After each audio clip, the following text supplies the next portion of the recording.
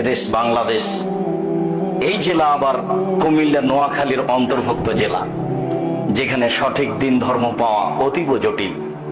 ইসলাম Saudi আরব থেকে বের হয়ে ইরাকে ঢুকেছে, ইরাক থেকে বের হয়ে ইরানে ঢুকেছে, ইরান থেকে বের হয়ে পাক ভারতে এসেছে।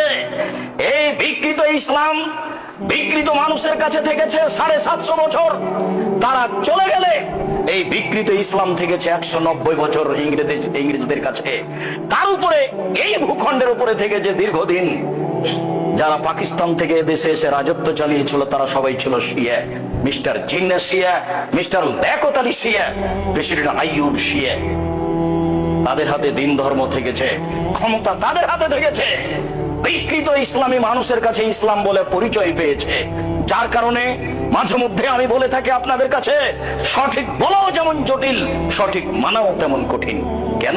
সঠিক কথাগুলি, বেঠিক কথাগুলি দুটাই আরবিতে লেখা আছে।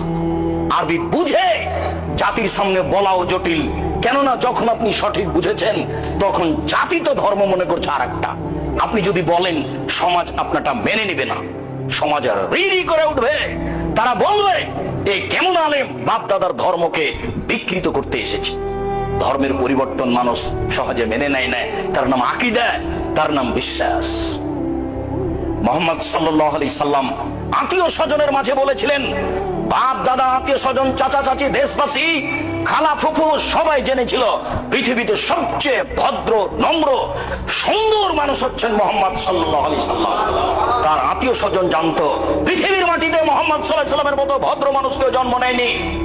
আনাস রাদিয়াল্লাহু তাআলা আনহু বলেন, আল্লাহর নবীর বাড়িতে আমি 10 বছর কাজের লোক হিসেবে ছিলাম। 10 বছরের মধ্যে তিনি বলেননি লেমা কুতা লেমা ফাওতা, এটা করলে কেন, এটা বললে কেন। এত বড় ভদ্র মানুষ আমি জীবনে কোনোদিন দেখিনি। এই ভদ্র মানুষ সবার প্রিয় মানুষ, প্রিয় আত্মীয় স্বজনের কাছে বলেছিলেন, আল্লাহ একজন, সপ্তম আকাশের উপরে আছে। জাতির জনগণের আত্মীয় স্বজনের আল্লাহ ছিল 360 জন। আল্লাহ যদি ছেড়ে দিতে বলেন, তাহলে মানুষ মেনে নেয় কি করে? তাই তো মানুষ বলেছিল, এ কি যেমন তেমন আশ্চর্য, এ কি যেমন তেমন পথ, আল্লাহুস সামাদ। আরে অন্তত কেউ তো 3 জন মাবুদ মানে, এ বলছে 3 জনও নয়, মাত্র একজন সপ্তম আকাশের উপরে থাকে। কেমনে মানা যায়?